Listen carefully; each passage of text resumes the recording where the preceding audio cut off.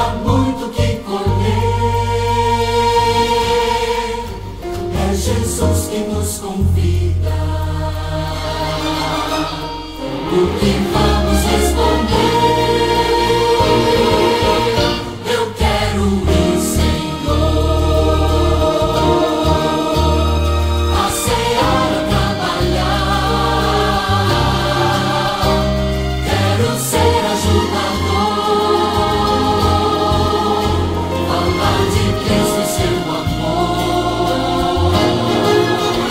Eu quero ser, Senhor,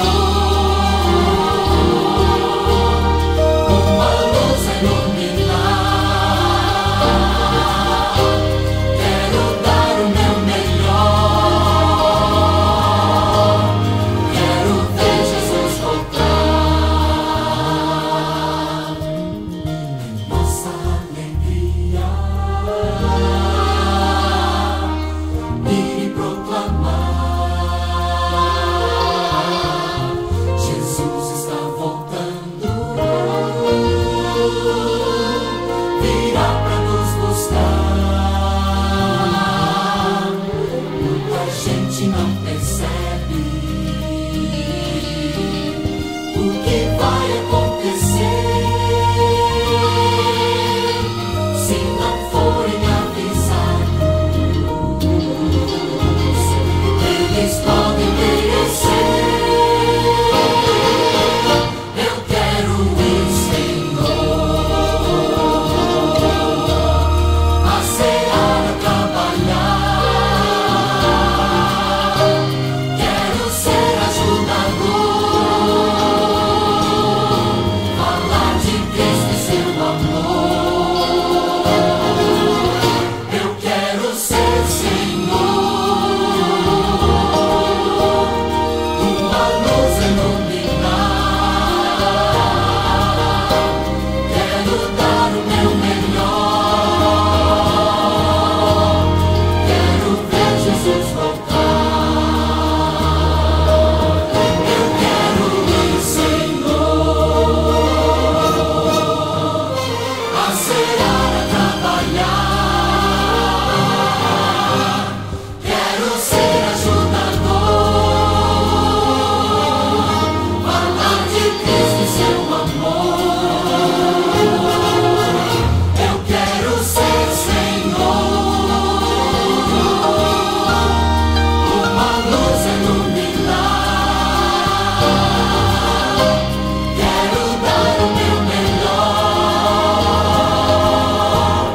Quero ver Jesus voltar. Quero ver Jesus voltar.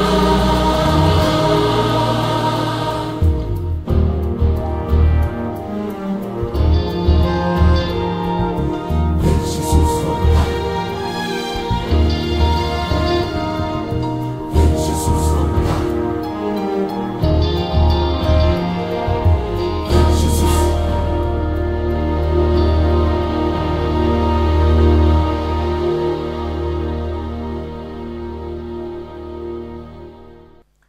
Então, muito boa noite, Josefina. Boa noite, pastor. Cá estamos para mais uma conversa sobre sobre este maravilhoso tema da Carta de São Paulo aos Romanos, e vamos entrar precisamente num capítulo que é completamente diferente de todos os outros capítulos do livro de Romanos. No entanto, eles acabam sempre por se ligarem, não é isso? Exatamente, estão todos interligados. Todos interligados. Aprendemos sem dúvida, temos aprendido sem dúvida muita coisa acerca do Evangelho da Salvação, conforme Paulo nos apresenta em Romanos. E esta semana o título é Filhos Da promessa. da Promessa. Que bom nós pensarmos que é assim que Deus olha para mim, para si, para aqueles que nos veem, como filhos da promessa. Da promessa. Muito bem. Então, a nossa lição tema vem falar, ou começa-nos por falar, de uma questão muito importante que é acerca da liberdade. Vamos orar? A liberdade de Deus e a liberdade do homem. Deus tem a total liberdade, porque Ele é o Supremo Senhor. Sim. E o homem, Deus deu-lhe a liberdade. Deus deu-lhe o poder da sua vontade. A lição também nos fala das escolhas de Deus em relação aos seus filhos, mas também fala das nossas escolhas em relação ao plano que Deus apresenta para os seus filhos. Neste capítulo 9, Deus não vai falar tanto a respeito da questão da salvação em si própria, mas Deus começa por abordar, talvez, através da carta de Paulo, das escolhas e das vocações como filhos de Deus. É por aqui que vamos, não é verdade, Josefina? É por aqui. Muito bem. Esta é a introdução, digamos assim, para a nossa lição. Vamos orar? Paulo está, não Oração. sei se quer dizer alguma coisa sobre esta parte introdutória. Sobre a parte introdutória, não é? Gostaria de dizer que Deus criou-nos, não é? Para salvar-nos. Então, só que deu-nos o livre-arbítrio. A vontade de Deus é que todo ser humano, todo ser que existe nesta terra, não é? Aceite a vida que Ele nos deu e o sacrifício que Ele fez por nós para obtermos a salvação. Mas para que não fôssemos forçados a isso, Deus nos deu o livre-arbítrio. Então, é o que a lição... Vamos falar um pouco muito disso, Também né? disto, é a capacidade de escolha. Exatamente. Quando eu digo a escolha de Deus, que é a nossa salvação, e a nossa escolha que é aceitar ou não essa salvação. Exatamente. Porque Deus não pode fazer uma coisa, é salvar-nos contra a nossa própria vontade. Deus destinou a todos os seres humanos para uma coisa só. Diz lá o mesmo apóstolo Paulo na carta aos Hebreus, que Deus nos predestinou para que fôssemos salvos. E mesmo agora na introdução ainda podemos dizer que Deus nos deu o livre-arbítrio, não é? Para que nós pudéssemos fazer a melhor escolha, que era servir a Deus. Então, para aqueles que escolherem servir a Deus, Deus os escolherá para levarem a sua obra. Exatamente. Mas aqueles que... É aqui onde vamos entrar na parte das vocações também. Sim. Da escolha que Deus faz segundo as aptidões de cada um. Não é? Sim. Porque Deus, em termos de salvação, olha-nos a todos de maneira igual. Sim. Mas em termos de capacidades e vocações, já não somos todos iguais. Não. Não é? Não. Porque senão este mundo seria um mundo sem contrastes. E o mundo é belo porque tem esses contrastes. É como o nosso corpo, né? A mão é mão porque tem... Exatamente. Tem as suas tem funções as suas funções, o pé também cumpre as suas funções, exatamente. excessivamente. Ora, exatamente. E todos os membros juntos compõem o corpo, não é? Exatamente. Que é a igreja, não é? Estamos todos os membros estão na igreja, mas todos compomos um único. Sim. Sim. E toda a igreja, ou todos na igreja, têm dons e capacidades diferentes uns dos outros. Exatamente. Nem todos temos aptidões para fazer a mesma coisa. Não é? Uns cantam, outros oram, Exatamente. outros... E Deus está realmente atento a tudo isso e tem uma finalidade. Exato. E a finalidade é sempre, no fundo, buscar a salvação do homem. É verdade. Eu diria que o pensamento de Deus incide exatamente sobre isso. Não é? A salvação. A salvação Sim. do homem. Muito bem. O fardo de Paulo, que fardo é este? Isto é realmente complicado, não é? Parece, pelo menos, não é? O fardo de Paulo. O que é que será isto? Qual era o fardo que Paulo carregava? Que fardo seria este que Paulo carregava?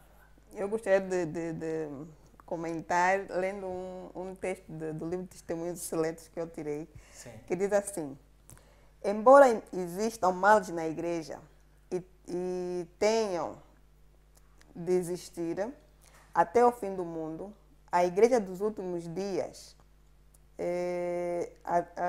há de ser a luz do mundo poluído e desmoralizado pelo pecado. E a igreja débil e defeituosa, precisando ser repreendida, advertida e aconselhada, é o único objeto na terra ao qual Cristo confere a sua suprema consideração. Então, o que eu consegui entender aqui nesta lição de domingo, fardo de Paulo, é que muitos, o povo de Israel, quando recebeu a mensagem, o objetivo era de levar a mesma mensagem aos outros para que pudessem entender, não é? Pudessem aceitar a Jesus pela fé. Mas nós vimos que o povo de Israel não se, como é que eu posso dizer, se apegou mais às leis, aos rituais, não é? E aquilo era como se fosse um fardo, porque no fundo eles perderam de vista qual era o verdadeiro objetivo da mensagem, que era a salvação. O fardo não era só de Paulo. O fardo era do próprio povo que o carregava. Exatamente. Mas aqui eu também vejo o seguinte: o fardo é uma coisa pesada. Sim. E Paulo tinha uma missão pesada. E Paulo teve, no seu tempo, uma missão pesadíssima, que era tentar realmente explicar e levar esta mensagem que estava a ser rejeitada pelo próprio povo judeu. Exato. Não é? E nós estamos a voltar ao início de tudo, falando disto. Este era o fardo que Paulo carregava. Porque o povo carregava um fardo muito pior. O povo carregava exatamente aquele fardo, como a Josefina disse bem, da rejeição da salvação, porque estavam apegados às leis, aos costumes e outros conceitos que eram, digamos assim, um empecilho para aceitarem a salvação pela graça. Parece-me que era isto. Agora, Sim. Deus, a verdade é que precisava de um povo missionário. Por isso é que o povo de Israel acabou por perder esta como é que se diz? Esta característica. Característica, esse privilégio, pois, porque perderam o foco, então Deus tinha que usar alguém para poder levar a mensagem. E eles, como estavam tão focados naquilo, já não entendiam como é que devia ser, então Deus passou essa mensagem a outros que aceitaram pela fé, não é? A salvação. E voltando um bocadinho atrás ainda, quando falávamos em Israel, nós às vezes podemos pensar ou conjecturar sobre esta questão: porquê é que Deus escolhe Israel? Porquê? Deus olhou para o mundo e disse: olha, eu vou escolher aquele povo. Não. Deus não age dessa maneira. Não. Deus tem um propósito. Deus chama Israel primeiro porque sabia o passado deste povo. Não é? Sim. Deus conhecia o passado deste povo. E Deus sabia até que ponto este povo poderia chegar para realizar a missão de Deus, que era atrair as outras nações e levar a salvação às outras nações. E então Deus queria de Israel, por exemplo, como quer de nós, como quer do seu povo hoje, que fosse realmente um povo que evangelizasse, não é? Um povo que assumisse ser uma nação modelo. Exato. Para os outros, através da sua própria vida, dos seus hábitos de vida e não só, através da sua profissão de fé, através daquilo que crê, não é? Mas também para que pudessem atrair outros para Cristo. Para Cristo. Este era o objetivo. E é interessante que quando o povo de Israel foi para o Egito e ali se desenvolveu como uma nação, Deus tinha o propósito de salvar o povo egípcio. Não é? E queria efetivamente que Israel pudesse realizar essa obra de evangelizar aquele povo, de salvar aquele povo, mas não sucedeu assim, isto porque Israel encontrou pela frente obstáculos muito grandes, e o grande obstáculo foi sempre Faraó. E ainda falando aqui na lição de segunda-feira, eleitos, não é?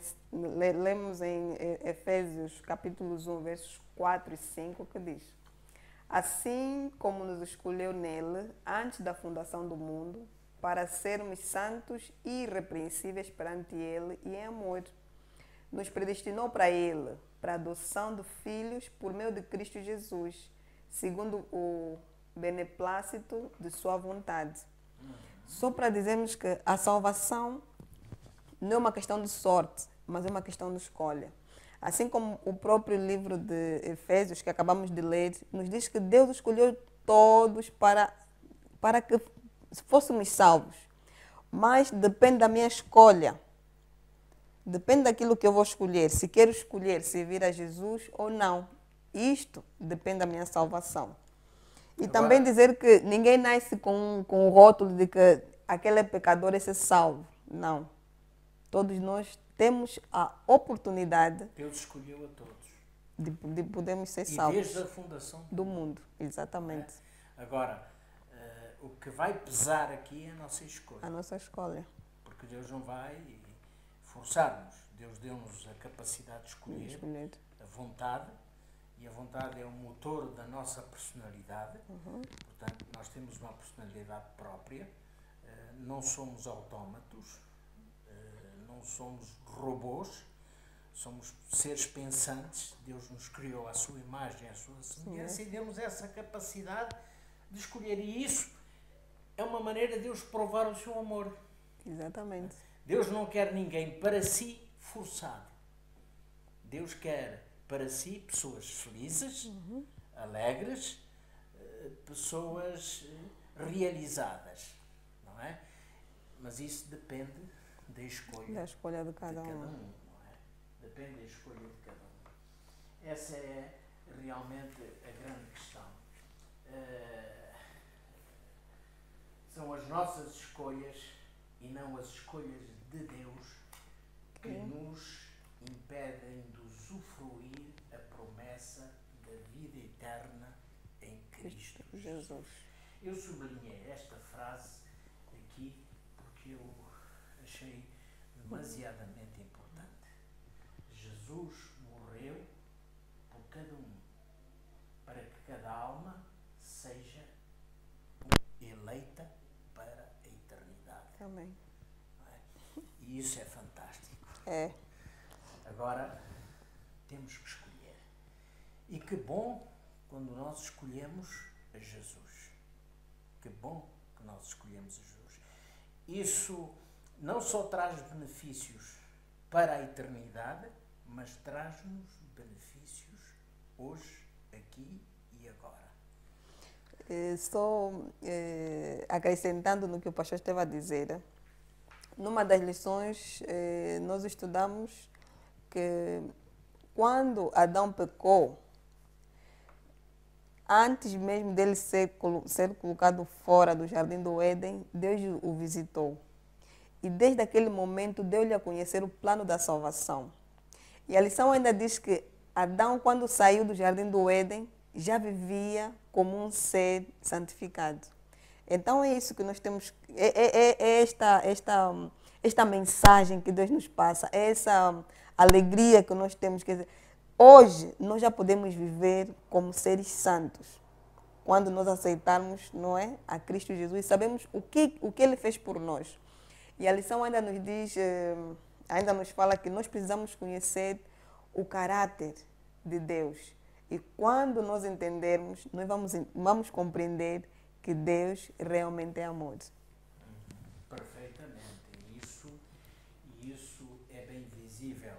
Deus coloca diante de nós, como se diz, a fasquia muito elevada. Não é? Quando Ele diz, sede santos, como eu também sou santo.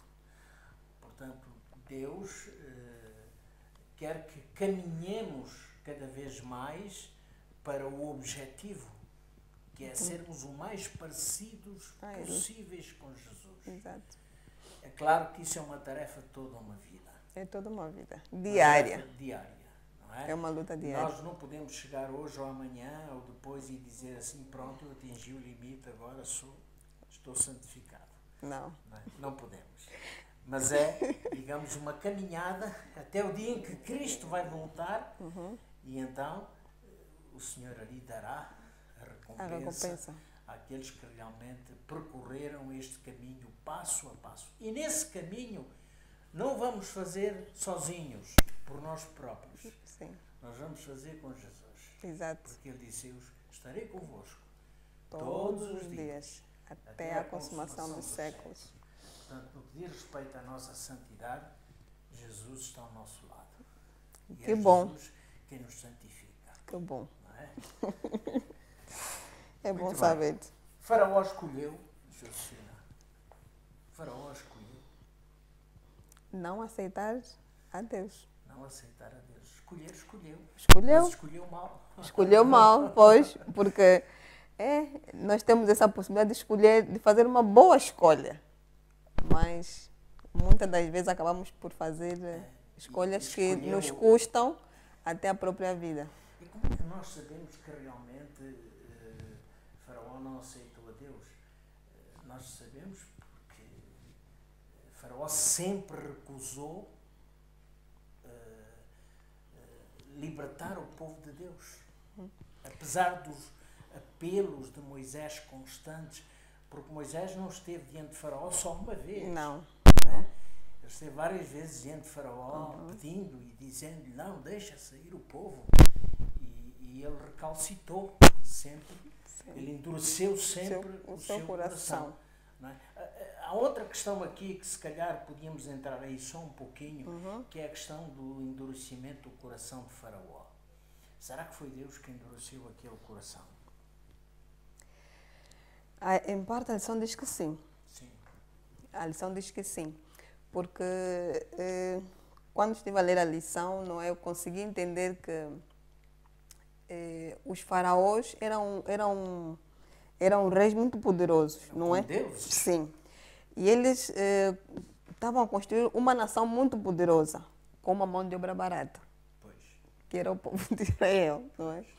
E em nenhum momento eles dariam esse luxo de deixar o povo ir, não é?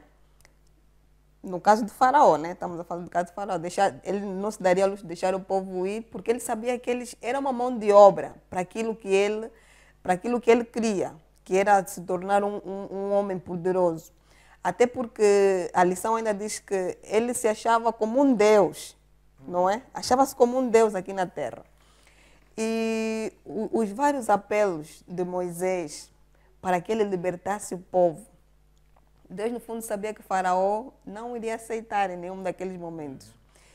E também, para além disso, Deus queria fazer entender a Faraó que, independentemente dele se sentir como um Deus aqui na terra, existe um Deus no céu que é superior a ele. E que quando diz basta, basta. E foi o que realmente aconteceu. O povo, Moisés foi... Deus foi muito paciente. Muito paciente e deu oportunidade a Faraó. E Faraó, se quisesse, ele decidiria escolher, não é, libertar o povo. Mas como aquilo que já disse, ele sentia que aquilo era sentia como um Deus. E ele não podia deixar o povo ir.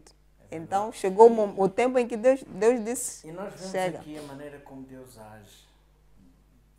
Deus primeiro tira Moisés do Egito e Moisés vai para Midian, ali fica durante 40 anos em Midian, no deserto. Tudo aquilo que ele aprendeu lá no Egito, ele esqueceu.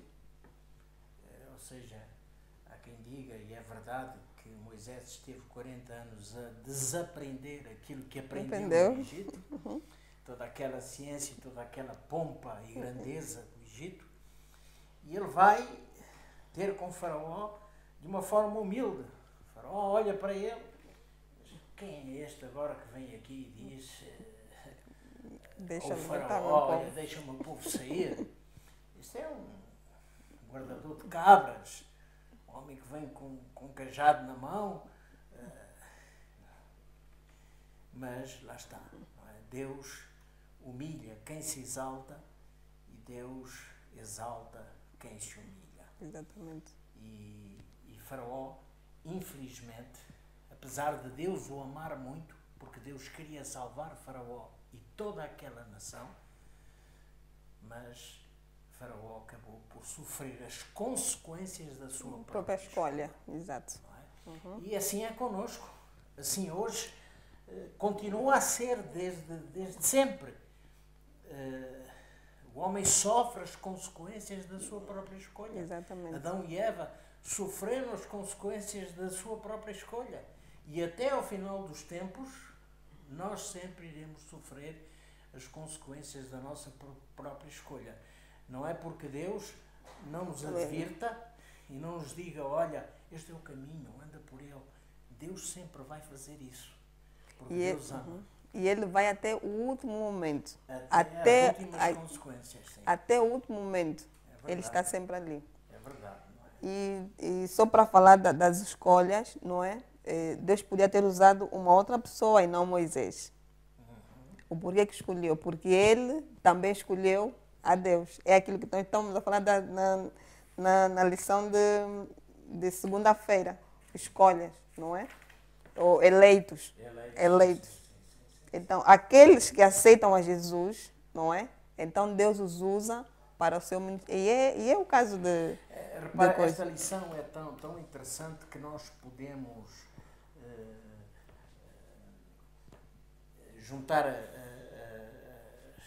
aquilo que encontramos na parte de segunda-feira e na parte de terça-feira. Sim. Há toda ali uma unidade e uma repetição de factos que acabam por se encaixar uns nos outros e enriquecem exatamente este estudo, não é? Por isso, as escolhas são, de facto, muito, muito importantes na nossa vida, não é? Assim também como as descobertas, e a maior de todas as descobertas que o homem pode fazer é descobrir Deus. É descobrir Deus, não é? Aqui, eu li aqui que foi apenas no final dos últimos 171 anos que os médicos aprenderam que seria uma boa ideia lavar as mãos antes de realizarem uma cirurgia. Não é? Portanto, nós estamos sempre a aprender. Estamos sempre a aprender. E Deus sempre, à medida que vamos avançando, Deus sempre nos vai mostrando mais. Deus sempre nos vai mostrando mais. E quando Deus nos mostra, nós vamos escolhendo. É o exercício da nossa escolha. Deus hoje nos dá uma determinada luz, como aconteceu, por exemplo, no tempo de Martinho Lutero, e nós começamos este estudo de Romanos introduzindo com Martinho Lutero, em que ele não recebeu a luz toda, mas recebeu uma luz importante, que é a questão da salvação pela fé. Não é? Por isso que grande descoberta é esta. Quando alguém descobre Jesus, de facto começou uma caminhada para uma descoberta imensa. Para uma descoberta imensa. Muito bem. Penso que podemos avançar um pouco aqui, não é? Aqui a lição também nos fala da experiência do próprio Oseias, Oseias, não é? profeta. O profeta, eu acho que esta experiência ilustra realmente aquilo que é o grande amor de Deus pelo seu povo. É verdade. Não é? Deus que vai ao limite. Deus que é capaz de amar aquilo que é impensável ao ser humano. Não é? Pois, porque a lição falou da esposa de Oseias, né, que ele acabou por se casar com uma prostituta que ela não era, né, durante o seu percurso tornou-se, não é? E que em vários momentos ela saía, mas o esposo, no caso o profeta, ia buscá-la. Então é o que acontece conosco. Conosco. A paciência de É a Deus, paciência de Deus. Nos o amor de Deus. distanciamos. Isto nos leva à grande questão. Hoje há enfim, muitas pessoas pensam que para elas não há perdão, para elas não há hipóteses de salvação. Elas se calhar pensam que já chegaram a um limite tal que Deus não vai ter mais misericórdia delas. Estão distantes da misericórdia de Deus. Ninguém está distante da misericórdia. Seja qual for a condição, Não por importa. mais terrível que seja a condição, se escolhemos Jesus, então o Senhor vai nos tomar e vai nos salvar. E ele mesmo diz que mesmo que os nossos pecados se tornem É verdade. vermelhos como vermelhos como o texto agora esqueci-me, se tornarão brancos como a neve, não é? Então é uma promessa, não é, que nos tem de alegrar, não é? Porque nós nessa caminhada vamos nos desviar, muitas das vezes. Mas quando nós decidirmos voltar, então temos a plena certeza que o Senhor Jesus voltará a nos receber normalmente. Isto faz parte dos mistérios de Deus, dos mistérios, digamos, em que nós não podemos chegar lá, não podemos compreender. Não é? Os pensamentos de Deus não são os nossos pensamentos. Não é? Por isso, Deus, quando pensa em salvação, Ele está numa outra dimensão que não a nossa. Sim. Não é? Por isso é que a nossa mente limitada, não é? É aquela de que pequei, cometi um grave erro. Não, Deus não me vai aceitar. É que nós somos fáceis de avaliar. Sim. Avaliamos tudo. E às vezes, na nossa humanidade, queremos avaliar também o amor de Deus. Mas isso é impossível. É impossível. Ele excede tudo o que possamos pensar acerca daquilo que é verdadeiramente o grande amor de Deus. É verdade. Muito bem. A lição também nos fala de tropeços. Tropeços. Não é? Tropeçar.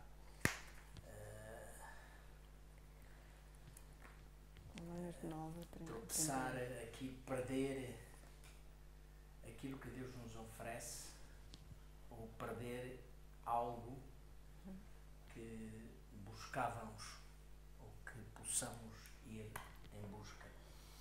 E aqui neste texto de Romanos 9, 30 e 32, Posso ler? não é? Que diremos, pois? Não é? Que os gentios que não buscavam a justiça alcançaram a justiça? Sim, mas a justiça que é pela fé. Mas Israel, que buscava a lei da justiça, não chegou à lei da justiça. Porquê? Porque não foi pela fé. Exato. Tão simples quanto isto. Não é? Então, qual é a diferença aqui que nós vemos? Este buscar a lei pela fé, ou, aliás, buscar a justiça pela fé, ou buscar a justiça da lei mas não pela fé. Qual é a diferença que existe aqui? Aqui diz que os gentios simplesmente creram na mensagem da salvação pela graça e pela justificação pela fé. Por isso, receberam a justificação E por outra, os judeus, especialmente os judaizantes, insistiam que deviam praticar obras para obter a salvação. Era essa a grande diferença. Essa é a grande diferença. Quer dizer que para os gentios as coisas foram percebidas muito mais facilmente. Exato. Para eles, pronto, eu sou salvo se aceitar Jesus, se me entregar a Ele, se viver para Ele, e eu sei que Ele me dará condições para fazer a sua vontade. Ao passo que os judeus colocavam as coisas precisamente ao inverso. Eu vou fazer a vontade de Deus, eu vou cumprir as suas leis para que depois eu receba a justificação. Exatamente. E era a mensagem que foram passando. É isso mesmo. Pois, por isso é que nós aprendemos nas lições anteriores, né? Que esta era também uma das grandes lutas de Paulo, De Paulo. de fazer entender. E também ainda, voltando nas lições anteriores, realçar de que o povo judeu, não é? Ao longo do tempo, foram perdendo a verdadeira essência da lei. Não é? Né? Porque aquilo foi passando de povo para povo. Então, ao longo do tempo, foram perdendo essa essência, que se tornou um fardo. Pois, então, quando os gentios receberam a mensagem, já entenderam da melhor maneira, que era apenas pela fé que nós teríamos essa salvação. Para os judeus, Jesus se tornou uma pedra de tropeço. E toda esta doutrina, digamos assim, que não é bem doutrina, mas todo este processo acerca da justificação pela fé, podemos chamar de doutrina também, era para os judeus uma pedra de tropeço. Mas Paulo dizia, eu não me envergonho do Evangelho de Cristo. Exato. Porquê? Porque é o poder de Deus para a salvação. É o poder de Deus para a salvação. E era esta a diferença que havia entre judeus e gentios. Porque os gentios não se envergonhavam do Evangelho de Cristo, ao passo que os judeus, nós estamos a falar de um grupo de judeus, os tais chamados judaizantes, não é?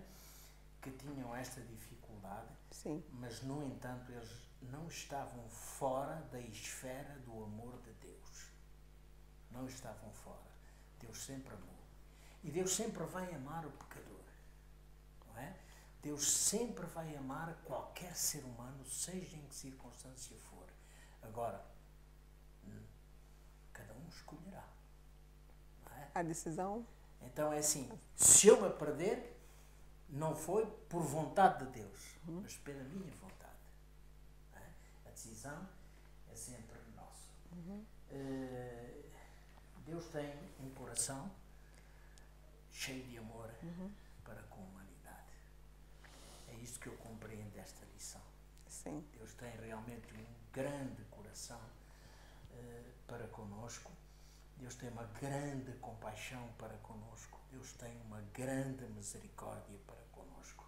E é esta mensagem que, no fundo, nós queremos também passar para aqueles que hoje nos veem e nos escutam, de que realmente o amor de Deus, ele atinge-me a mim, atinge a Josefina, atinge-lhe a si, atinge a todo aquele que vem a Jesus. É isto que temos que fazer, Josefina. É isso. É ir a Cristo. É ir a Cristo. E eu gostaria de terminar com um ditado que diz que quando eu olho para mim, não vejo como me salvar, mas quando eu olho para Cristo, não vejo como me perder. É verdade. Que Deus abençoe. Que Deus abençoe também aqueles que nos veem.